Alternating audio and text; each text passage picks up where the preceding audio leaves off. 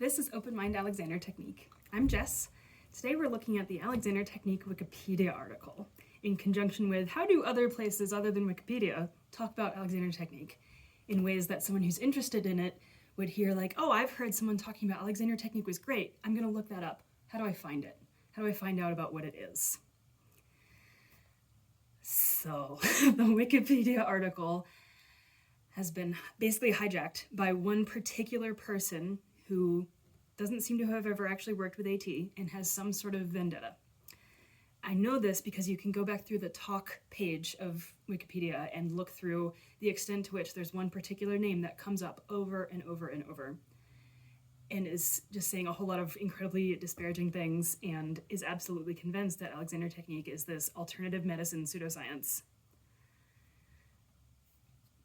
Go back and look at my other videos. I mean, there's absolutely nothing woo-woo energy-based about this. We learn a lot of anatomy as Alexander Technique teachers. We learn a lot about breath mechanics.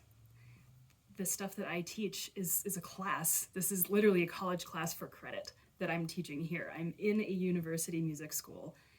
My title is Alexander Technique teacher, and my students refer to me as professor. That's my job. So let's get into it. It's better than it was. It used to be really classified like big letters at the top of the page, pseudoscience, alternative medicine, and it actually had the word quackery involved at the bottom of it. So it's a little bit better now. Today is May 2nd, 2024, but it's still not great. There are parts of it that I agree with that some people might say, oh, I'm not sure about that, Jess, and I do agree with those pieces of it, so we'll get into it. So, as Wikipedia currently says, again, May 2nd, 2024, and it looks like it has been locked. There's a little lock symbol on it, and it said that this is a contentious topic. And now edits are locked on this semi-protected until November 11th, 2024. So that gives you a bit of an idea of like, there's been a lot of people trying to get this updated and to try to get it a little bit more accurate to how is it actually taught. So I'm gonna today talk about a little bit of the history of why it's that way and how Alexander himself honestly contributed to the difficulty we have in getting properly classified and described today. Alexander Technique, named after its developer, Frederick Matthias Alexander, is a type of alternative therapy based on the idea that poor posture gives rise to a range of health problems. Totally disagree. I do not use the term therapy. I actually really specifically specified this is not a therapy, treatment, or cure. I don't diagnose anything. I don't treat anything. That's not what I do. I'm a teacher. I teach skills. The idea that poor posture gives rise to a range of health problems. Okay, only if we're getting really specific about that posture is not just from holding yourself ramrod straight, because that is absolutely not what we teach. You are never going to hear an Alexander teacher tell anyone to sit up straight. Your back's not straight.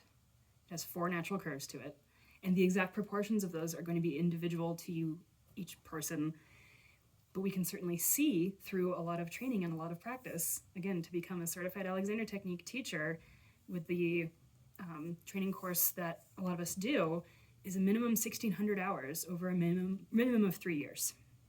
That's like a master's and a half. Does this idea of poor posture give rise to a range of health problems? It can, in the sense that if you're thinking about posture in the sense of, are you asking the vertebrae in your spine to curve habitually and have pressure on the front of it for decades? Yeah, it's going to cause problems. But that's not all we do. We look at how are you using yourself, including how do you surround yourself logistically? How are you setting yourself up? How are you organizing yourself? All of those things fall under the umbrella of Alexander Technique. It is way more broad than just have better posture. The next line, I am happy that this changed recently since I had last looked at this.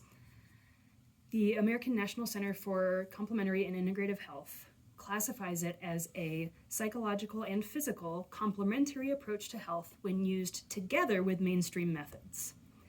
When used in place of conventional medicine, it is considered alternative. That I totally agree with. Here's where we get into the history aspect. F.M. Alexander did not like doctors. Just like flat out, he would not let people do studies on his work. That is now shifting. We're going to talk about some of the wonderful things that are going on with the fantastic Alexander Technique Science people. But it goes way back to Alexander himself. His view on this was, you doctors have no business telling me what's healthy for me if you are doing things for yourself that's unhealthy. Okay, I can kind of see where he's coming from with that, but like, this isn't going to cure anybody's cancer.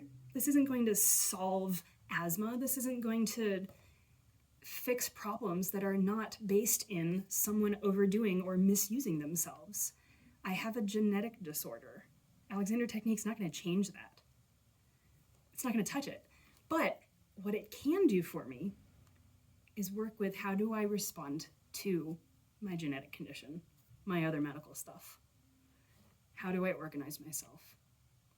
What are specific skill sets that I can learn, and now as a teacher I can teach to others, that really do improve your day-to-day functionality? And that's a very different thing. So I totally agree. Don't use this in place of a doctor. Go to your doctor. If you have surgery, do your physical therapy.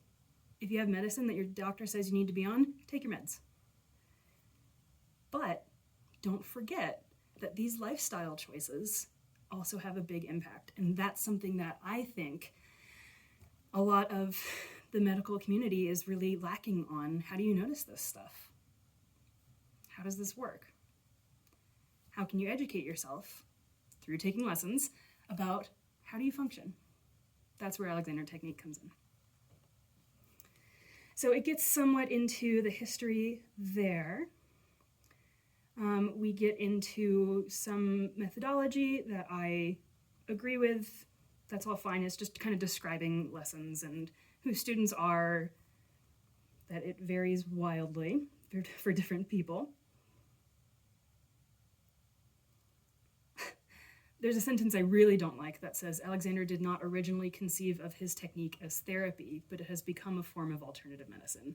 I think it's actually gone the opposite direction. I think Alexander thought that it was more of an alternative medicine kind of a thing. But granted, the guy was born in 1869. They didn't know the field of neurology existed. He didn't have a way to describe the way that we send signals from our brain to our muscles.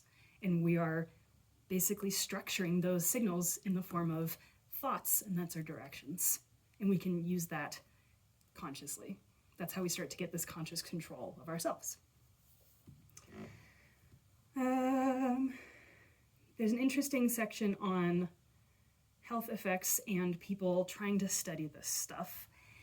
I actually agree with all the things that say evidence was limited by a small number of participants. This is from an Australian review in 2015. May improve short-term pain and disability, but longer-term effects remain uncertain. I agree. We don't have that evidence yet. And if we are limiting the things that insurance can cover, we do have to put some guideposts on that.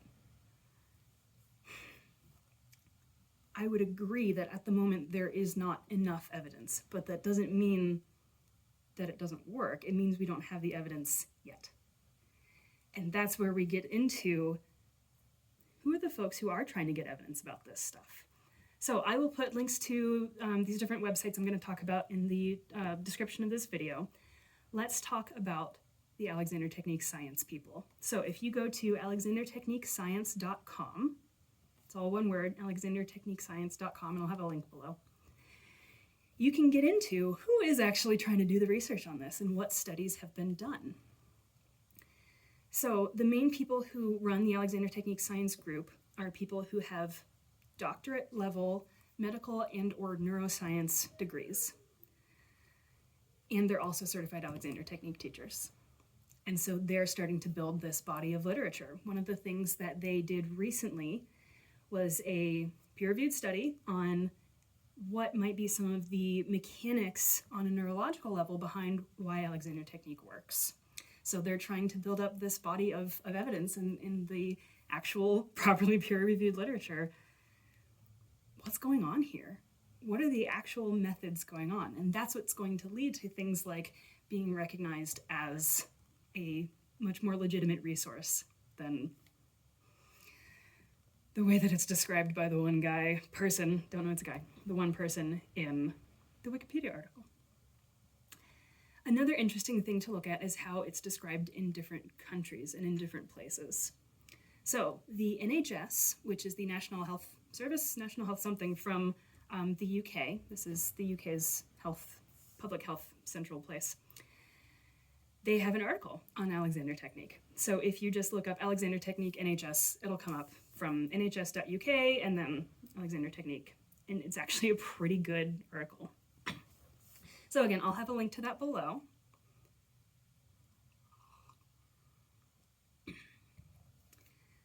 What it says at the top is, Alexander Technique teaches improved posture and movement, which is believed to help reduce and prevent problems caused by unhelpful habits. That's so much better than the Wikipedia article. So read through it, it's actually quite good, and it does acknowledge that there are claims about the technique that have not been scientifically tested, which again, I agree, there are. I don't recommend that you work with a teacher who claims that this stuff is going to solve your medical problems. It's not how this works.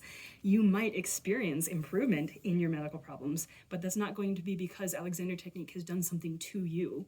It's because it's helping to teach you to undo negative side effects that you're essentially causing yourself. Once we can take those things away and remove those pieces of it, you might be surprised how much your body is then able to heal on its own from other medical stuff. So a lot of it is working with, can you get out of your own way?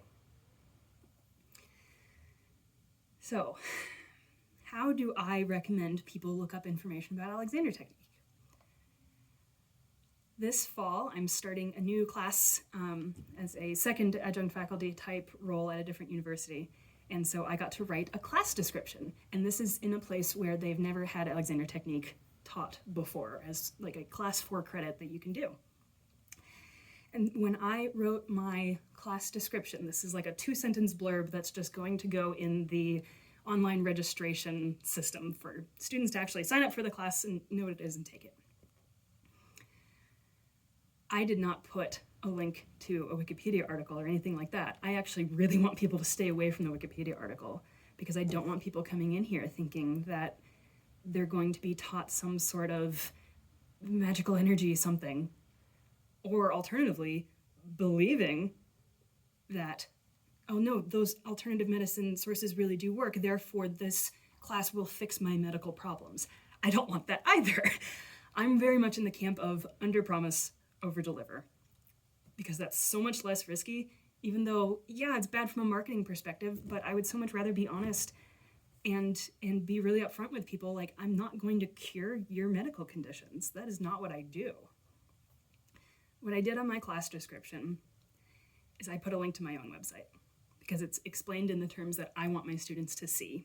And then I have a resources page on my own website with a whole list of different websites and peer-reviewed articles and all of these different things that they can look at. And I would so much rather my students start there because they're going to be working with me anyway. They might as well see how I explain it rather than seeing how some random person on the internet who doesn't like Alexander Technique tries to explain it.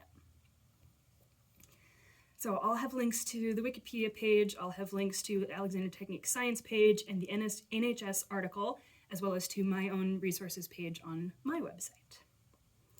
I hope this was a helpful look into the discussion of what Alexander Technique is and issues that can come up around it. What I would encourage you all to be curious about is, how does the way that we describe and articulate what something is change how we respond to it? Because when we look at these different sources that are trying to describe my profession, it sure sounds pretty different depending who's talking about it. So it's always worth getting curious about what are different ways that people talk about this stuff. And do we agree or not? Not everything on the internet is necessarily factual, true, or supported in various different ways. And even if a concept or idea feels like it falls within our value set, it's still important to kind of examine. So even though I don't really like seeing things like Alexander Technique is unsupported, Alexander Technique has insufficient evidence to be covered by insurances, it kind of does though, even though I would like to be able to say that this thing is wonderful, because for me it has been wonderful. This is why I'm functional. It's very important to be honest and upfront about what it is that is actually being offered.